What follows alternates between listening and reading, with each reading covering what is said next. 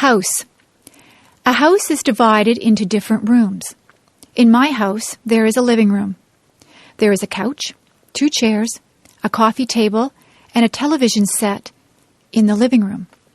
In the kitchen, there is a stove and a refrigerator. There is also a sink and a dishwasher in the kitchen. There is a kitchen table and chairs. We eat most of our meals at the kitchen table. We have a dining room. There is a dining table and chairs in there.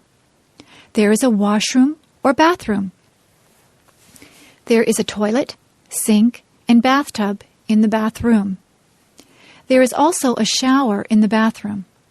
We have 3 bedrooms. The bedrooms are upstairs.